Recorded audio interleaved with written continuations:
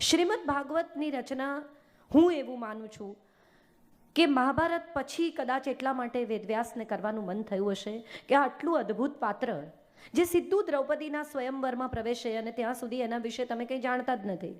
આવો political scholar, આવો genius, આવો અદ્ભુત, આવો પ્રેમી, આવો પતિ, આવો દીકરો. હમણાં માનું સન્માન થયું ત્યારે મને એક બહુ સુંદર પ્રસંગ અશોકભાઈને વંદન કરીને કહેવાનું મન થાય. મને બહુ જ પ્રસંગ યાદ આવ્યો કે એક દિવસ દ્વારિકામાં દેવકીને એમ થાય છે કે આ બધા કહેતા હતા માખણ ખાય છે, માખણ ખાય છે, ચાલો આજે હું કૃષ્ણને માખણ પીરસું. અને કૃષ્ણ જમવા આવે છે માના પ્રાસાદ પર ને જમવા બેસે છે અને દેવકી સરસ માખણ મિશ્રી મિક્સ કરીને ચાંદીના પાત્રમાં લઈને આવે છે. કૃષ્ણ પાણી થાળીની આસપાસ ફેરવી હાથ જોડીને ઊભા થઈ જાય છે અને દેવકી પૂછે છે કે શું થયું? કૃષ્ણની આંખોમાં પાણી આવી જાય છે અને કહે છે કે બાકી બધું બરાબર, તારો પ્રેમ સાચો, તારો વાલ સાચું, તારા માટેનું મારું માન સાચું, પણ માખણ તો હું યશોદાના હાથે જ ખાઈશ. કંઈક તો એને માટે મારે છોડી દેવું પડે, જેણે આટલો બધો સ્નેહ આપ્યો, જેણે એક પણ પ્રશ્ન પૂછ્યા વગર મને સ્વીકાર્યો. મને હંમેશા એવું લાગે છે કે માં છે ને એ જજમેન્ટ નથી લેતી. એના બાકીના કોઈ પણ ગુણ વિશે આપણે ચર્ચા કરીએ કે ન કરીએ, પણ માં જેટલી નોન જજમેન્ટલ વ્યક્તિ આ જગતમાં મળવી અસંભવ છે. જીવનમાં માં જજમેન્ટ લે જ નહીં. જગત આખું દીકરા માટે કંઈ પણ કહેતું હોય, માને વાલો જ હોય. જગત આખું એમ કહેતું હોય કે આવો કાળો શીળીના ચાઠાવાળો એ ભગવાન કેવો કદરૂપો છે, પણ ઘેર આવે ને તો માં એના મીઠડા લે, કેવો રૂપાળો મારો દીકરો. એટલે હું એવું માનું છું કે મા માટે બાકીની જે પણ વાતો કહેવાય, પણ મા જેટલી નોન જજમેન્ટલ વ્યક્તિ જગતમાં બીજી કોઈ છે જ નહીં. સારો ખરાબ, ભલો બુરો, દાઉદને પણ એની મા તો પ્રેમ કરતી જ હશે, જગતમાં બીજું કોઈ કરે ન કરે. એટલે હું માને એવી રીતે જોઉં છું. અને માની સાથે નોન જજમેન્ટલ જો બીજી કોઈ વ્યક્તિ આ જગતમાં મને મળી હોય ને, અને જેના વિશે મેં વાંચ્યું હોય ને, તો એ કૃષ્ણ છે. તમે જુઓ, એણે ક્યારેય કોઈને જજ નથી કર્યા. ભલા બુરા, સારા ખોટા લેબલ ચોંટાડ્યા જ નથી. એણે પરમ સ્વીકાર કર્યો છે. સારાનો, ખરાબનો, ભલાનો, બુરાનો, ગંદાનો, તોછડાનો. આપણે વિચારીએ તો આપણને સમજાય કે કુબ્જા કોણ હતી? કંસની દાસી. કંસની દાસી એટલે દુર્ગુણોની દાસી, અહંકારની દાસી, ખોટી દિશામાં કામ કરનારા લોકોની દાસી. ત્રિવક્રા નામ છે એનું, કારણ કે 3 રીતે વાંકી છે. આ ત્રિવક્રા નામની સ્ત્રી શું વેચે છે? ચંદન, સુગંધ વેચે છે. ગુણ છે એની પાસે ક્યાંક કશેક. એ ગુણ એણે પોતાની અંદર પકડી રાખ્યા છે. બીજાને આ સુગંધ વેચે છે. આ સુગંધ પોતે વાપરતી નથી. કદરૂપી છે. કદરૂપી છે કારણ કે દુર્ગુણોની સાથે જોડાયેલી છે. કૃષ્ણ આવે છે, 3 જગ્યાએથી વાંકી છે. મન, બુદ્ધિ ને અહંકાર. બહુ ઇન્ટરેસ્ટિંગ આ મેટાફર જો સમજી શકાય તો બહુ બહુ ઇન્ટરેસ્ટિંગ મેટાફર છે. મન, બુદ્ધિ ને અહંકાર 3 જગ્યાએથી વાંકી છે. કદરૂપી છે એટલે દુર્ગુણોની સાથે જોડાયેલો માણસ તમે જુઓ, ગમે એટલો રૂપાળો હોય, તમને ઇવેન્ચ્યુઅલી કદરૂપો લાગે. ઘરમાં એક પુત્રવધુ લાવવાની હોય, આપણે બધા આવશે કાલે સવારે દિવ્ય ભાસ્કર જોજો, બધા એમાં મેટ્રિમોનિયલ એડ હશે, એમાં લખ્યું હશે ઊંચી પાતળી ગોરી સુશીલ સંસ્કારી. બધાને આવી જ પુત્રવધુ જોઈએ. દરેકને એમ હોય કે ગોરી જોઈએ, ઊંચી જોઈએ, પાતળી જોઈએ, સંસ્કારી જોઈએ. કોઈ એવું કહે છે કે સેન્સ ઓફ હ્યુમર સારી હોવી જોઈએ, બાકી કંઈ હોય ના હોય બધું ચાલશે. હસી શકવી જોઈએ છોકરી ઘરના બધાની સાથે. આવું આપણે વિચારતા નથી. આપણે રૂપમાં પડી ગયા છીએ. સુંદર. કૃષ્ણને કાળો કેમ કયો? એવો વિચાર ક્યારેય આપણે કરીએ તો સમજાય કે આ મેટાફર કાળાશનું એ શેને માટે છે? શ્યામ વર્ણ શું કામ કયો? કેટલી સુંદર કવિતા દયારામની, કે કશું કાળું મને ગમે નહીં, શ્યામ રંગ સમીપે ન જાઉં. બધું કાળું નકામ. જાંબુ ન ખાવાને, રીંગણા વંત્યાક ન ખાવાને, કાગડાની હવે કાગવાણીને હવે હું શુભ નહીં માનું, બધા નક્કામાં કાળા, મારે જોઈએ જ નહીં કોઈ. તો કાળો કેમ કયો? કારણ કે સૌંદર્ય એનું એના ચહેરા પર, એની ત્વચામાં નથી, એની ભીતર છે. કૃષ્ણ બહુ મોટું મેટાફર છે ભીતરના સૌંદર્યનું. જેમ તમે ઓળખતા જાઓ એમ પ્રેમ કરતા જાઓ, જેમ તમે જાણતા જાઓ એમ એના તરફ આકર્ષાતા જાઓ. એટલે આ કુબ્જા ત્રિવક્રા જે છે એ કૃષ્ણને નમે છે. કંસના મહેલમાં પધાર્યા છે કૃષ્ણ અને એને નમે છે. કૃષ્ણ હડપચીથી એને પકડે છે, એના પગ ઉપર પગ મૂકે છે અને એક ઝટકો મારે છે અને સીધી કરી નાખે છે. હડપચીથી કેમ પકડે છે? બીજે ક્યાંયથી પણ પકડી શક્યા હોત. તમે ક્યારેય પણ અહંકાર કરતા માણસને જુઓ ને તો તમને સમજાય કે અહીંયાથી ઊંચું થાય. પહેલું શું ઊંચું થાય? તમારી હડપચી ઊંચી થાય. એ પકડીને ઝટકો મારે છે, અહંકાર તોડી નાખે છે. અહંકાર છોડ તો કૃષ્ણને નમી શકીશ. કૃષ્ણની પૂજાની પહેલી શરત એ છે કે અહંકાર છોડી દે. ભાગવત આ શીખવે છે. કૃષ્ણ બહુ પોઝેસિવ ભગવાન છે. તમારા ટેકા ધીમે ધીમે ધીમે ધીમે એવા ખસેડતા જાય કે તમારે એને ઝૂક્યા સિવાય રસ્તો જ નથી. નરસિંહની પત્ની મરી જાય, એનો દીકરો ગુજરી જાય, એની દીકરી પણ ગુજરી જાય, ઇવેન્ચ્યુઅલી એકલો પડી જાય. સૂરદાસની આંખો લઈ લે, રસખાન પાસેથી મિત્રો છીનવી લે, ચાંદ બીબી પાસેથી પરિવાર છીનવી લે, મીરા પાસેથી મહેલ છીનવી લે, બધું જાય. રે શું? કૃષ્ણ ભક્તિ, કૃષ્ણ પૂજા, કૃષ્ણ પ્રેમ. આપણે બધા 4 ફેરા, 4 પુરુષાર્થ જાણીએ છીએ: ધર્મ, અર્થ, કામ, મોક્ષ. 5મો પુરુષાર્થ એ પ્રેમ છે, જે પણ ભાગવત શીખવે છે. ધર્મ, અર્થ, કામ, મોક્ષ નહીં આવડે તો પણ જો પ્રેમ કરતા આવડશે તો બાકીના 4 પુરુષાર્થ આવડી જશે. એ ભાગવત શીખવે છે. બહુ બહુ રસપ્રદ ગ્રંથ છે ભાગવત. એટલા માટે કારણ કે આત્મગ્રંથ છે. આ માત્ર કથાઓ નથી, આ માત્ર વાર્તાઓ નથી. એમાંથી નીકળતા બધા જ મોરલ રસપ્રદ છે. એમાંથી નીકળતી દરેક વાત રસપ્રદ છે. જિંદગી વિશે કંઈ ને કંઈ શીખવે છે. હમણાં મને ઉપર પૂછતા હતા કે ભગવદ્ ગીતા યુવાનોને કેમ શીખવી શકાય, અથવા શીખવે તો એમને શું એમાંથી આપી શકાય. મને હંમેશા એવું લાગ્યું છે કે આપણું અધ્યાત્મ, our spirituality has so much to give. The only problem is we have never learnt it. We have never gone deeper into it. Hindustan કદીએ પોતાના અધ્યાત્મમાં ઊંડું ઉતર્યું જ નહીં. એ લોકોને બીજે બધે બહુ રસ પડ્યો, વિજ્ઞાનમાં. પુષ્કર વિમાનની કથા છે એટલે કંઈક તો ઉડતું હશે, આઈ એમ શ્યોર. એ શું હશે ખબર નથી, પણ કંઈક તો એવું વાહન હશે કે જે ઉડીને આવ્યું. એટલે રાવણ પાસે એવું કોઈક સાયન્ટિફિક ઇન્સ્ટ્રુમેન્ટ હતું જે ઉડતું હતું. અથવા એ સિવાયની કથાઓ કરીએ તો કુંતીને આશીર્વાદ આપે છે દુર્વાસા. દુર્વાસા પણ બહુ રસપ્રદ પાત્ર આવે છે ભાગવતમાં. કોણ છે આ દુર્વાસા? ક્રોધી છે, શાપ આપે છે, ગુસ્સો કરે છે, બેકાર માણસ છે. આવી એક તમને એની ઇમ્પ્રેશન આવે કે હાલતા ચાલતા શાપ આપે. યાર, આવો તો કંઈ માણસ હોય? પણ આપણે સમજીએ તો સમજાય કે 3 ગુણો, રજસ, સત્વ અને તમસ.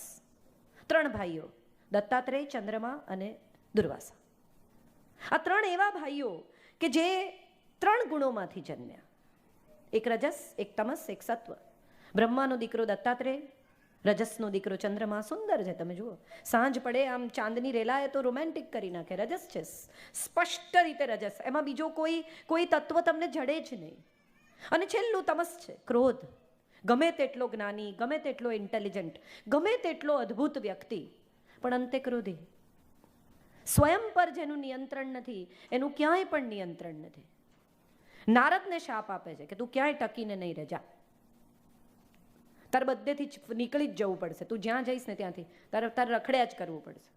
એક જ જગ્યાએ નારદ ટકીને રહી શકે છે. ક્યાં? દ્વારિકામાં. કેમ? કારણ કે દ્વારિકામાં ક્યાંય પણ કોઈ પણ જગ્યાએ તમસ નથી, ફક્ત સત્વ છે. અહંકાર સત્વનો પણ હોય છે, શુદ્ધિનો પણ અહંકાર હોય. આપણે કેટલા બધા લોકોને એવા નથી ઓળખતા કે જે તમને પોતાની સેવા વિશે કથા કરે. હું અહીંયા જાઉં છું, હું અહીંયા જાઉં છું, હું આ કરું છું, હું આને સેવા કરું છું, હું પેલાને આટલા મેં દાન કર્યું, અહીંયા તકતી લગાવીને અહીંયા તકતી. આ સત્વનો અહંકાર છે.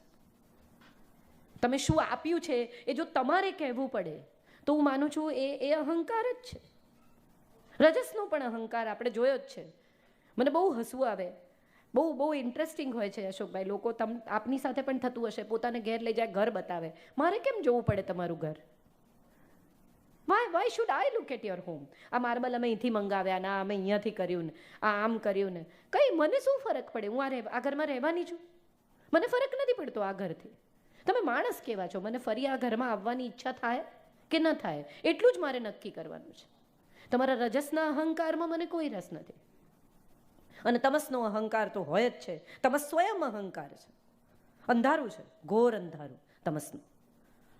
તો દુર્વાસા તમસનું સંતાન છે, રુદ્રનું સંતાન છે, ક્રોધી છે, મગજ વારે વારે જતું રહે છે. અને આ વારે વારે જેનું મગજ જાય છે એવા દુર્વાસા એ આ પાત્રમાં, આ ભાગવતમાં બહુ ઇન્ટરેસ્ટિંગ પાત્ર તરીકે આવે છે. ભાગવત કેટલા બધા પાત્રોને આપણી સામે ખોલે છે. એક આત્મદેવ છે, એની પત્ની છે ધુંધુલી. બહુ ઇન્ટરેસ્ટિંગ. આત્મદેવ, ધુંધુલી બુદ્ધિ છે, એક આત્મા છે. એક બધું જ માને છે, એકને બધામાં શ્રદ્ધા છે ને એકને કશાયમાં શ્રદ્ધા નથી. બધું ખોટું, બેકાર. બુદ્ધિ હંમેશા તર્ક કરે, સવાલ. કેમ? આખી વાય જનરેશન છે. હમણાં અમે નીચે હતા ત્યારે હું કોઈકને કહેતી હતી કે આ હમણાં મને કોઈ કીધું નો જનરેશન છે. મેં કીધું ના, નો જનરેશન નથી, આ વાય જનરેશન છે. લોજિકની જનરેશન છે. કેમ લોજિકની છે? કારણ કે ટેકનોલોજી સાથે જોડાયેલી છે. એમનો જન્મ જ ટેકનોલોજી સાથે જોડી દે છે. તમે જુઓ, નાનું 2-2.5 વર્ષનું બાળક ABCD ના આવડતી હોય પણ વાઈફાઈનો પાસવર્ડ ટાઈપ કરે. ક્યાંથી શીખે છે? આ ટેકનોલોજીના સંતાનો છે. અને આ ટેકનોલોજી હોવાને કારણે લોજિકલ છે. ટેકનોલોજીને સીધું લોજિક સાથે સંબંધ છે. એક એન્ડ્રોઈડ આવડે, બધા આવડે. એક આઈફોન આવડે, બધા આવડે. આઈફોન આવડે તો તમને આઈપેડ પણ આવડે, ને આઈપેડ આવડે તો તમને મેક પણ આવડે. એક જ લોજિક છે, સળંગ અપ્લાય થાય છે. આમાં કશું જુદું જુદું નથી. આત્મા સૌનો ડિફરન્ટ છે. આત્મા સાથે જોડાયેલી લાગણીઓ ડિફરન્ટ છે, સ્મૃતિઓ ડિફરન્ટ છે. આટલા કરોડો અબજો લોકો જન્મે છે, એક પણ ફિંગરપ્રિન્ટ એકબીજા સાથે મળતી નથી. સાહેબ, આનાથી મોટી ટેકનોલોજી ક્યાંથી લાવશો? Where will you bring it? એક પણ ફિંગરપ્રિન્ટ એકબીજા જેવી નથી. આ તો કેવી રીતે બનતી હશે? કોણ બનાવતું હશે? કયા સાયન્સની સાથે જોડાયેલી આ કથા? કેવી રીતે આ લોજિક એક્સપ્લેન કરશો?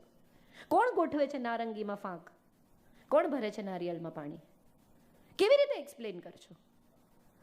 બાળકના જન્મના કોન્ટ્રાક્શન શરૂ થાય અને બાળક જન્મ લે, એની વચ્ચેનો સમય વિશ્વનો કોઈ ડૉક્ટર ભાંકી શકતો નથી. બાળકનો જન્મ થશે ટૂંક સમયમાં, matter ends, wait. 7 minute 3 second પછી થશે એવું કોઈ ડૉક્ટર કહી શકે નહીં, ગમે તેટલો હોશિયાર ગાયનેકોલોજિસ્ટ. અને વ્યક્તિના શ્વાસ રૂંધાવાના શરૂ થાય, ઓર્ગન ફેલ થવાના શરૂ થાય, એ પછી વિશ્વનો કોઈ ફિઝિશિયન, કોઈ ન્યુરોલોજિસ્ટ, કોઈ સર્જન એમ કહી ન શકે કે હવે એની પાસે 8 કલાક 32 મિનિટ અને 6 સેકન્ડ છે. બોલાવી લો સગાવાલાને, સમય ઓછો છે. તો જન્મ ને મૃત્યુ બંને એણે પોતાના હાથમાં પકડ્યા છે. આ બેની વચ્ચેનો સમય આપણને આપ્યો છે, એને આપણે જિંદગી કહીએ છીએ. અંત પણ આપણને ખબર નથી, આદિ પણ આપણને ખબર નથી. ક્યાંથી આવ્યા ખબર નથી, ક્યાં જવાના ખબર નથી, ક્યાં રહેવાના છીએ ખબર છે. અને જ્યાં રહેવાના છીએ એની સાથે જોડાયેલી વિશુદ્ધિની, આત્મજ્ઞાનની, બુદ્ધિની કથા એટલે ભાગવત. આવું હું સમજુ છું. મને બહુ ખબર નથી, પણ this is what I have understood. અશોકભાઈ સ્વયં બેઠા હોય ત્યારે જે કહી રહી છું એ પ્લીઝ ક્યાંય પણ મારી ભૂલ હોય તો મને માફ કરજો, કારણ કે હું અધિકારી નથી એ વિશે બોલવાની. પણ આ મારું વાંચન જે મને કહી રહ્યું છે તે આ છે. તો કૃષ્ણ ત્રિવક્રાને ઝટકો મારીને એને સીધી કરે છે, એને સુંદર કરી નાખે છે. હવે ત્રિવક્રા શું માગે છે? સુંદર થઈ ગઈ છે. કૃષ્ણને કહે છે મારા પ્રાસાદે આવો, મારી સાથે રાત્રિ વિતાવો. બહુ ઇન્ટરેસ્ટિંગ છે. તમે દુર્ગુણો સાથે રહ્યા હો ને તો તમને માત્ર શરીર જ સમજાય. સુગંધ સાથે રહી છે તેમ છતાં શરીર સમજે છે. સુગંધને તો શરીર જ નથી. સુગંધની માત્ર લાગણી. તમે કોઈ માણસને ફૂલ આપો ને એમાંથી સુગંધ કાઢી લો એવું શક્ય નથી.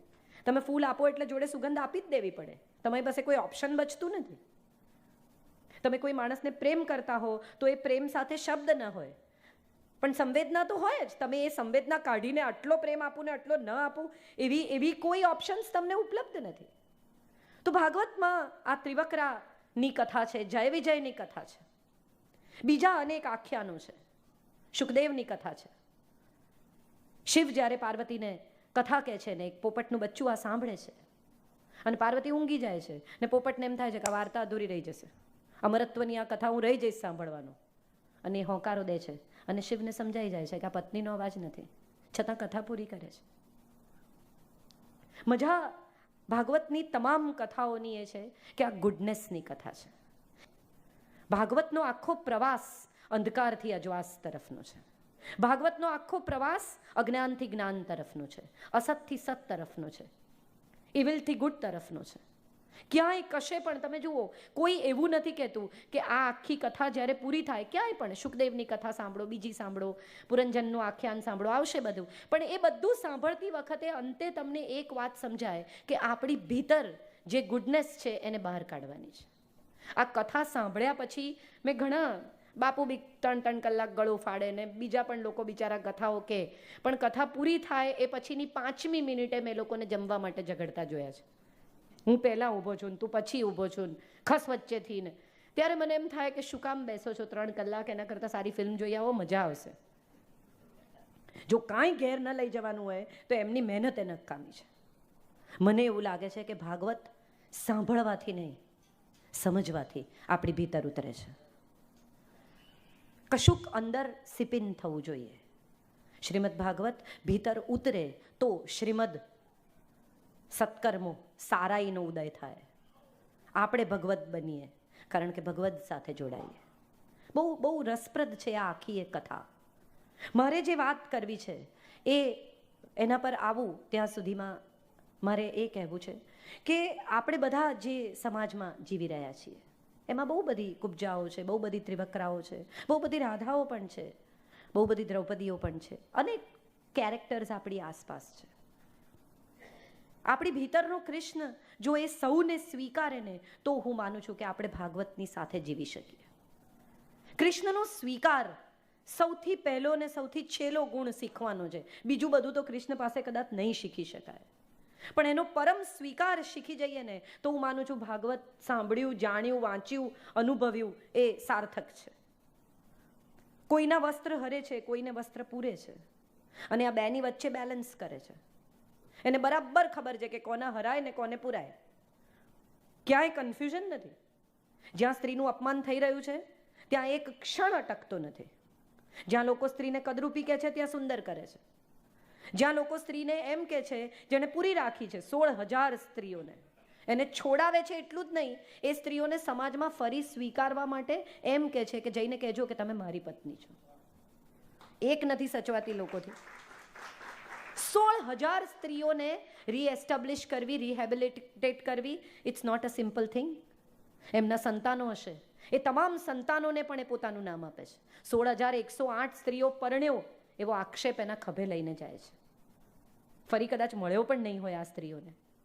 તેમ છતાં 16,108નો પતિ છે એવું એણે સ્વીકારી લીધું. લોકો એને વિશે જે કહેતે, એણે કોઈ દિવસ ઉઠીને એમ નથી કહ્યું કે ના ના ના ના હું આ લોકોને પરણ્યો નથી, એક્સક્યુઝ મી, મારે કંઈ કહેવું છે. તમે શું કહો છો કહો, તમે શું ધારો છો ધારો, તમે શું માનો છો માનો, તમે શું વિચારો છો વિચારો. કૃષ્ણને ક્યાંય શરૂઆતથી અંત સુધીમાં તમે એક્સપ્લેન કરતા નથી જોયા. He does not explain anything to anybody. Whatever you think, please go ahead and think about me, I don't care. Because જે એક જ માણસને મારે જવાબ આપવાનો છે, જે એક જ તત્વને મારે જવાબ આપવાનો છે એ મારી ભીતર છે. મારે મારી ભીતરના ઉજાસને જવાબ આપવાનો છે. હું ચહેરાથી કાળો છું, ભીતરથી ઉજળો છું. તમારે મને ઓળખવો છે, મારી અંદર ઉતરો, મારા ચહેરાને નહીં જોતા. એ કૃષ્ણ કહે છે. તો આપણે આત્મદેવની કથા આઈ એમ શ્યોર એમણે કહી જશે અશોકભાઈએ, પણ બહુ એમાં પણ બહુ સરસ વાત છે. એક આત્મા અને એક બુદ્ધિના લગ્ન થાય છે. સામાન્ય રીતે એમ જ હોય છે. એક આત્મા અને એક બુદ્ધિ પરણે. બહુ સુંદર એક વાત અમૃતા પ્રીતમે સાહિર લુધિયાનવીને કહેલી. બહુ પ્રેમ કર્યો સાહિરજીને, પણ સાહિરજી પરણ્યા નહીં. સાહિરજી મુંબઈ જતા રહ્યા, અમૃતાજી દિલ્હીમાં રહ્યા. બહુ જ વર્ષો સુધી એમનો આ પ્રણય સંબંધ ચાલ્યો. અદ્ભુત કવિતાઓ લખાઈ બંનેની વચ્ચે. અને એક દિવસ જ્યારે ઇમરોઝ નામનો એક માણસ 8 વર્ષ નાનો અમૃતાજીને મળ્યો, એમની વચ્ચે પ્રેમ થયો, અને ઇમરોઝે પૂછ્યું કે સાહિર અને તારી વચ્ચે એક્ઝેક્ટલી પ્રોબ્લેમ શું થયો? અને ત્યારે અમૃતાજીએ કહ્યું કે અમે બંને જણા એક જ માણસને પ્રેમ કરતા હતા. હું પણ એને ને એ પણ એને. જેને સમજાશે એને ચોક્કસ સમજાશે કે હું પણ સાહિરને પ્રેમ કરતી હતી ને સાહિર પણ સાહિરને પ્રેમ કરતો હતો. હવે બંને જણા જ્યારે એક જ વ્યક્તિને પ્રેમ કરતા હોય, એક સ્વયંમાં લિપ્ત હોય, નાર્સિસિસ્ટ કમ્પ્લીટલી, અને બીજી વ્યક્તિ સમર્પિત હોય કમ્પ્લીટલી, આ બે જણાનો ક્યાં મેળ? આત્મા અને બુદ્ધિ લગ્ન કરે ત્યારે આવું થાય. એક સંપૂર્ણ આત્મા છે, એક સંપૂર્ણ બુદ્ધિ છે. એક લોજિક સિવાય કંઈ સમજતું જ નથી, એક લાગણી સિવાય કંઈ સમજતું નથી. આ બે જણાની ભાષા જ જુદી છે. એક ચાઇનીઝ બોલે છે, એક સ્પેનિશ બોલે છે. આ બે જણા સંવાદ કઈ ભાષામાં કરે? તો આત્મદેવ અને ધુંધુલી પરણે છે, એમના લગ્ન થાય છે, એમને સંતાન નથી થતું. આત્મા અને બુદ્ધિના લગ્નમાં કદી સંતાન ન હોય. એમનું સંતાન હોઈ શકે જ નહીં. કારણ કે એક સંવેદના છે, એક લોજિક છે, એક ઇમોશન છે, એક પ્યોર ગણતરી છે, એક મેથ્સ છે, એક ભાષા છે. એક દિવસ બહુ સરસ કોઈકે એક્સપ્લેન કરેલું કે લતાજી છે ને, લતા મંગેશકર, એ સંગીતનું મેથ્સ છે અને કિશોર કુમાર છે ને એ સંગીતની ભાષા છે. એક પાસે ભાષા છે એને મેથ્સ, એને ગણતરી નથી આવડતી. અને તમે કિશોરદાને એમ કહો કે જો હવે આને યમનમાં ગાવાનું છે તો એ ગૂંચવાય, પણ તમે એને ગાઈને સંભળાવો તો એ તમારાથી બેટર ગાય. તો કેટલાક આવા હોય છે કે જે ભાષા છે, કેટલાક છે કે જે મેથ્સ છે, ધુંધુલી મેથ્સ છે. આમ થયું તો આમ થયું તો આમ થવું જ જોઈએ. હું કેટલા બધા એવા લોકોને ઓળખું છું કે જે બીજાના બદલે વિચારે. હું ઘણીવાર એમને કહું છું કે એ પણ શું વિચારશે, તમે વિચારવાના હો તો પછી એ શું વિચારશે? એ આમ વિચારશે. અરે એ જે કરતા હોય, તમે તમારું વિચારો, એને એનું વિચારવા દો. બધાના બદલે કેમ તમે વિચારો છો? આપણે એવા કેટલા બધા લોકોને ઓળખીએ છીએ કે જે બીજાના બદલે આખી સ્ક્રિપ્ટ લખે. પછી હું આમ કહીશ, પછી આમ કહેશે, પછી હું, અરે ભાઈ હજી તો તમે વાત શરૂ નથી કરી, એ શું કહેશે છોડો. કેટલા તમે એવા લોકોને પણ ઓળખતા હશો કે તમે વાત કરવાની શરૂ કરો ને એટલે ના જ પાડવા માંડે. એ એના મનમાં ના પાડે છે, એ તમારી વાત સાંભળવા જ તૈયાર નથી. હું મારા દીકરાને, મારો દીકરો મોટો થઈ રહ્યો છે, 21 વર્ષનો છે, અને હું એને ઘણી વાર કહું છું કે હું ખોટી છું એવા પ્રીકન્સીવ્ડ નોશન સાથે તારે મારી વાત સાંભળવી છે. ઇન્ટરેસ્ટિંગ, આ કમ્યુનિકેશન બહુ ઇન્ટરેસ્ટિંગ થઈ શકે કે હું ખોટી જ છું, ચાલ, પણ તારે એકવાર સાંભળી લેવું છે કે હું શું કહું છું. ક્યાંક કશેક કશુંક સિપિન થાય, ક્યાંક કશેક કશુંક પહોંચે. તો ધુંધુલી અને આત્મદેવ વચ્ચે સંતાન નથી, અને અંતે આત્મદેવ ઈશ્વરનું ધ્યાન ધરે છે. એને ઈશ્વર એક ફળ આપે છે અને કહે છે કે આ જઈને તારી વાઈફને આપજે, એ ખાશે તો એને સંતાન થશે. બહુ બધી કથાઓ છે આપણી પાસે ફળની. એક ભર્તૃહરિની કથા પણ છે. એક ફળ ભર્તૃહરિને જઈને આપે છે અને કહે છે સાધુ કે આ ફળ તું ખાઈશ તો અમર થઈ જઈશ. ભર્તૃહરિ પત્નીને ખૂબ પ્રેમ કરે છે કે હવે મારી પત્ની વગર હું અમર થઈને શું કરું. એ અમર થાય એટલે પિંગળાને આ ફળ આપે છે. પિંગળાને પતિની પડી નથી, એ તો અશ્વપાલના પ્રેમમાં છે. સાહેબ, ઘોડો છે ને એ ઈચ્છાનું પ્રતીક છે. હોર્સિસ આપણે કહીએ છીએ, ઈચ્છાના અશ્વો. આ અશ્વપાલ છે ને એ બહુ ઇન્ટરેસ્ટિંગ કેરેક્ટર લાવ્યા છે. એ પૂજારી હોઈ શકતો, તો રસોઈયો હોઈ શકતો, તો ફલાણું હોઈ શકતો, તો ઠીક, એ કંઈ નથી, અશ્વપાલ છે. કારણ કે ઈચ્છાઓને કંટ્રોલ કરે છે, ઈચ્છા ઉછેરે છે. બહુ રસપ્રદ છે આ વાત. એ ઈચ્છા ઉછેરે છે, ઈચ્છાઓને કંટ્રોલ કરે છે. માટે પિંગળા એને ઝૂકેલી છે. પિંગળાની ઈચ્છાઓ છે ભયાનક. એ અશ્વપાલને આપે છે ફળ કે તું ખા, તું અમર થા. ઈચ્છાઓ ક્યાં જાય છે? વેશ્યા પાસે.